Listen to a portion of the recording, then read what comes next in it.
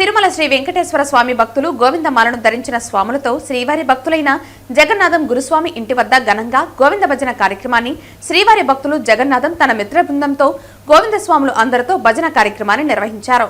స్థానిక municipal park వెనుకలో ఉన్న జగన్నాథం గురుస్వామి ఇంటి వద్ద గోవింద భజన కార్యక్రమం జరిగింది. ఓం నమో వెంకటేశాయ.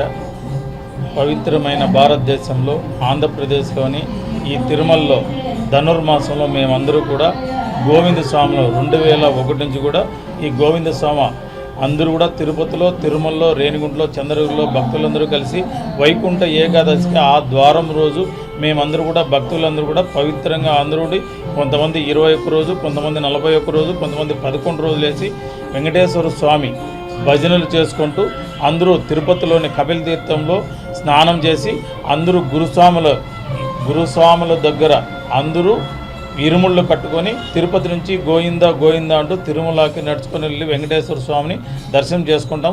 ఇది ఆనవాయితీగా వస్తుంది. కానీ ఇంతవరకు మాకు వెంకటేశ్వర స్వామి అనుగ్రహం ఉండి అందరికీ దర్శనాలు కల్పించేవారు. మాకు తిరుమలలో ఆస్థాన మండపం, అదేవిధంగా మైక్ పెట్టుకునేకి, అదేవిధంగా కపిల తీర్థంలో స్నానాలు చేసేదానికి అన్నిటికీ పర్మిషన్ ఉండదు. కానీ ఈ రోజుల్లో ఆన్లైన్లో, ఆఫ్లైన్లో అని చెప్పి దర్శనాలు కూడా లేకుండా చేస్తున్నారు. కానీ వెంకటేశ్వర స్వామి దగ్గర ఈ స్థానికులుగా తిరుపతి, తిరుమల, రేణిగుంట, చంద్రగిరిలో ఉండే భక్తులందరికీ కూడా గోవిందమాల వేసిన వాళ్ళందరికీ కూడా ఈ అవకాశం కల్పించాలని కోరుకుంటున్నాం. దీన్ని మేమందరూ కూడా తిరుపతిలోని గోవింద స్వాములందరూ కూడా కొన్ని వీధుల్లో అందరూ కూడా భజనలు చేసుకుంటూ ఉంటాం.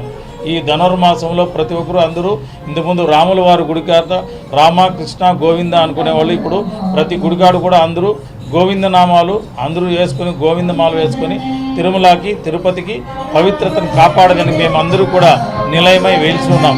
కాబట్టి ఇది ఆనవాయితీగా కాకుండా ఇది ఎప్పటికీ ఇలాగే గడవాలని కోరుకుంటూ తిరుపతిలో మేమందరూ కూడా భక్తులుగా వెంకటేశ్వర స్వామికి సేవకులుగా ఉన్నాం. కాబట్టి మేమందరూ కూడా 21 రోజు ఈ గోవిందమాల ధరించి వెంకటేశ్వర స్వామి పాత్రవాళ్ళు. అదేవిధంగా ఈరోజు ఈ భజన కార్యక్రమం కూడా మేమందరూ భక్తులు కలిసి ఈ భజన కార్యక్రమం చేసుకున్నాం.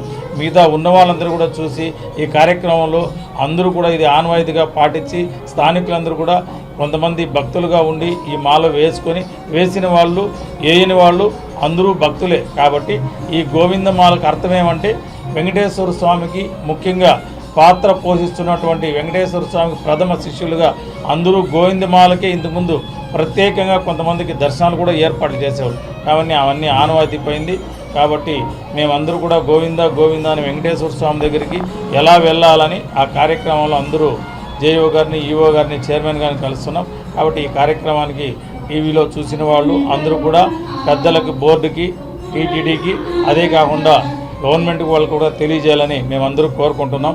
ఏడుకొండలవాడ వెంకటరమణ గోవింద గోవింద గోవింద గోవింద.